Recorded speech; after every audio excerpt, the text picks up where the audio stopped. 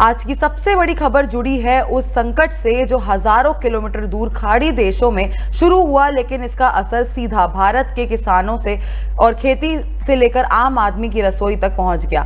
एक तरफ waste Asia में बढ़ता तनाव, दूसरी तरफ तेल और गैस की सप्लाई पर मंडराता खतरा और तीसरी तरफ भारत की खेती का बहुत बड़ा हिस्सा जो आज भी केमिकल फर्टिलाइजर्स और इंपोर्टेड एनर्जी पर निर्भर है।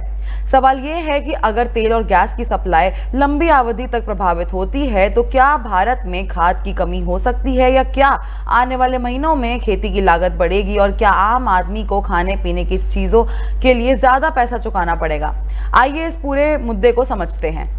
दुनिया की इकोनॉमी का एक बहुत बड़ा हिस्सा गल्फ रीजन यानी खाड़ी देशों पर निर्भर करता है।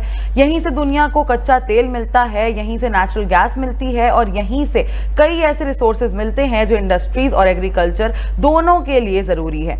लेकिन जब भी इस क्षेत्र में युद्ध या तनाव बढ़ता है, सबसे पहला असर एनर्जी मार्केट पर दिखाई देता है। आज वही स्थिति बनती नजर आ रही है। हॉर्मुज़ स्ट्रेट, जिसे दुनिया का सबसे महत्वपूर्ण ऑयल रूट माना जाता है, उसके प्रभावित होने की आशंका ने पूरी दुनिया की सप्लाई चेन को चिंता में डाल दिया है।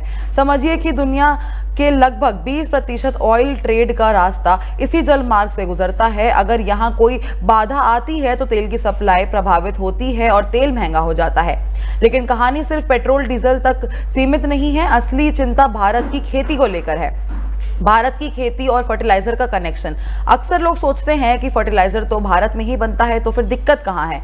दिक्कत यहाँ है कि फर्टिलाइजर बनाने के लिए जो सबसे महत्वपूर्ण रॉ मटेरियल उसमें नेचुरल गैस का बहुत बड़ा योगदान होता है। पर्टिकुलरली यूरिया के प्रोडक्शन में भारत हर साल लगभग 600 लाख टन केमिकल फर्टिलाइजर्स का उपयोग करता है। इसमें करीब 400 लाख टन सिर्फ यूरिया ही होता है। लगभग 150 लाख टन डीएपी का इस्तेमाल होता है। ये संख्या बताती है कि भारत की खेती कितनी हद तक केमिकल फर्टिलाइजर्स पर निर्भर हो चुकी है। हालांकि देश में लगभग 500 लाख टन फर्टिलाइजर्स का उत्पादन होता है, लेकिन फिर भी हर साल करीब 150 लाख टन फर्टिलाइजर्स इंपोर्ट करना पड़ता है। और सबसे बड़ी बात, जो फर्टिलाइजर भारत में बनता है उसके लिए नेचुरल गैस की जरूरत पड़ती है और उस गैस का बड़ा हिस्सा इंपोर्ट किया जाता है। यानी फर्टिलाइजर्स का प्रोडक्शन भी किसी न किसी रूप में विदेशी सप्लाई पर ही निर्भर है। अब सवाल है कि अगर गैस और फर्टिलाइजर की सप्लाई प्रभावित होती है तो सबसे पहला असर किस पर पड़ेगा? इसका सीधा जवाब है किसान पर। खरीफ सीजन शुरू होने वाला है। धान, मक्का, सोयाबीन, कॉटन और अन्य फसलों की बुवाई इसी दौरान की जाती है। इसी समय फर्टिलाइजर की डिमांड सबसे अधिक होती है। अगर सप्लाई कम हुई या ट्रांसपोर्टेशन महंगा हुआ तो फर्टिलाइजर की उपलब्धता प्रभावित भी हो सकती है। और जब फर्टिलाइजर महंगा होगा या समय पर नहीं मिलेगा तो फसल की पैदावार भी प्रभावित हो सकती है। अब समझते हैं कि इसका असर आम आदमी की जेब पर कैसे पड़ेगा। खेती महंगी होगी, पैदावार कम होगी, सप्लाई चेन पर दबाव पड़ेगा और इसका सीधा मतलब है खाद्य पदार्थों की कीमतों में बढ़ावट।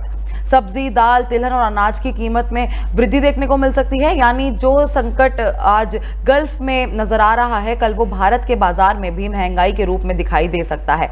इस पर प्राइम मिनिस्टर नरेंद्र मोदी ने तेल बचाने और प्राकृतिक खेती को बढ़ावा देने की बात भी कही है।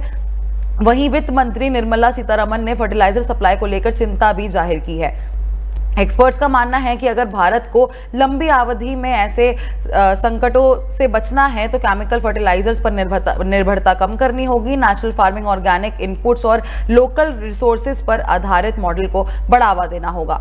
तो कुल मिलाकर खाड़ी देशों में बढ़ता तनाव सिर्फ एक जियोपॉलिटिकल इशू ही नहीं है, ये भारत की खेती, फर्टिलाइजर सप्लाई और आम आदमी की जेब से जुड़ा हुआ मुद्दा बन चुका है। आने वाले हफ्तों में युद्ध की स्थिति और सप्लाई चेन के हालत किस दिशा में जाते हैं, इस पर पूरी दुनिया की नजर बनी रहेगी।